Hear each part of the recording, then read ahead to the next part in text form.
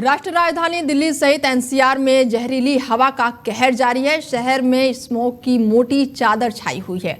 केंद्रीय प्रदूषण नियंत्रण बोर्ड के अनुसार 7 बजे दिल्ली का औसतम AQI बेहद ही खराब श्रेणी में दर्ज किया गया, जहां पर 340 दर्ज किया गया है। और इसके अलावा राजधानी के धौला कुआं की अगर बात की जाए तो AQI 356 है। आनंद विहार की अगर बात की जाए तो AQI 390 है। अलीपुर की अगर बात की जाए तो 356 है। और इसके साथ ही चांदनी चौक में 370 और ITO की अगर बात की जाए तो 355 दर्ज किया गया है, जो कि बहुत ही खराब कैटेगरी में आता है। वहीं बवाना की अगर बात की जाए तो 400 के पार पहुंच चुका है। बुराड़ी, जहांगीरपुरी, नरेला, द्वारका में यहाँ पर जो AQI है वो 400 के पार पहुंच चुका है। और ऐसे में ये बेहद ही खराब श्रेणी में आती हैं।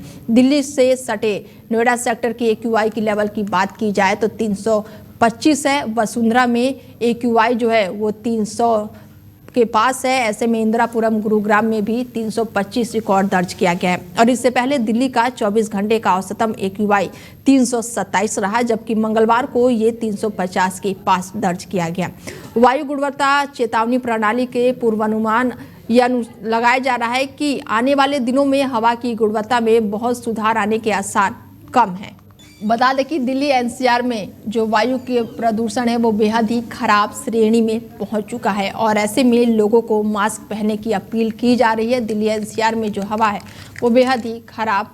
और दिल्ली से वसीम जुड़ चुके हैं हमारे साथ, हमारे संवाददाता, और उनसे जानते हैं कि वायु गुणवत्ता बेहद ही खराब श्रेणी में अभी भी बनी हुई है। वसीम जी बिल्कुल, वायु जो गुणवत्ता है वो जो आंकड़ा है 521 का पार कर चुका है, जहां पर अभी मैं इस वक्त खड़ा हूं और ये लाइव डाटा दिखाना है। और तो एयर क्वालिटी इंडेक्स जो है लगातार गिरता जा रहा है, लेकिन अभी तक सरकार इस पर कोई संज्ञान नहीं ले रही है। और ये कहा जा रहा है कि वायु जो है शुद्ध है, तो ये कहाँ से शुद्ध है, ये तो कौन से आंकड़े ये पेश कर रहे हैं, ये समझ नहीं आ रहा। बिल्कुल, दिल्ली के CM रेखा गुप्ता है, उन्होंने जो वर्क फ्रॉम होम कर रहे थे अधिकारी, उनको भी अब बोल दिया है ऑफिस जाने के लिए। बच्चों की जो ऑनलाइन क्लासेस चल रही थी वो भी अब हटा दी गई है। तो ऐसे में ये कहाँ तक सुरक्षित है वसीम? जी बिल्कुल, जिस तरीके से आपने देखा होगा, कोर्ट को इसमें संज्ञान लेना पड़ा, कोर्ट को इंटरफेयर करना पड़ा, सुप्रीम कोर्ट को यहाँ पर बीच में आने पड़ा। जिस तरीके से जो आबो हवा है दिल्ली की वो लगातार खराब होती जा रही है। और देखना होगा, अब सरकार की तरफ से ये बात कही जा रही है कि ग्रैप 3 उन्होंने हटा दिया है और ग्रैप 2 और ग्रैप 1 की जो गाइडलाइंस है वो तैयार की जा रही है। लेकिन जो अगर देखें जमीनी स्तर पर और जो एनवायरनमेंट को देखें तो अभी भी जरूरत है ग्रैप 4 की। जिस तरीके से पिछली सरकारों में ऑड इवन का जो कॉन्सेप्ट था वो चला था और काफी सख्तियां बरती गई थी, लेकिन यहाँ पर ऐसा लग रहा है कि कोई भी सख्तियां, कोई भी चीजें यहाँ पर नजर नहीं आ रही है और सरकार सिर्फ अपना बचाव करती हुई नजर आ रही है। तो ऐसे में क्या लग रहा है कि ये वायु प्रदूषण वो कब तक रहने वाला है वसीम? कब तक लोगों को सांस लेने में राहत मिलेगी? जी बिल्कुल, मैं बताना चाहता हूँ कि ये जो वायु प्रदूषण है ये लगातार दिल्ली में बढ़ता ही जा रहा है। इसका अभी तक कोई भी सरकार ठोस कदम नहीं उठा पा रही है। अभी दिसंबर का मौसम बाकी है, जनवरी है, जब कोहरा पड़ता है तो ये जो गुणवत्ता है, जो वायु का जो प्रदूषण है वो और लगातार बढ़ता जाता है।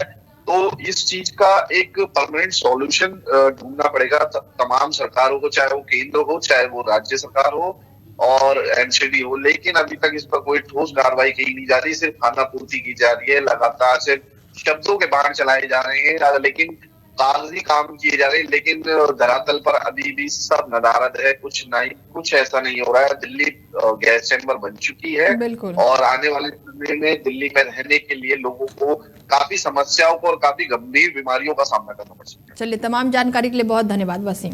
तो देखिए, दिल्ली NCR की हवा जो है वो बेहद ही खराब हो चुकी है। और ऐसे में जो AQI लेवल है वो 400 के पार पहुंच गया है। लोगों को मास्क पहनने और मास्क पहनने की सलाह दी गई है। और ऐसे में लोगों को सांस लेने और आंखों में अभी भी जलन महसूस हो रही है।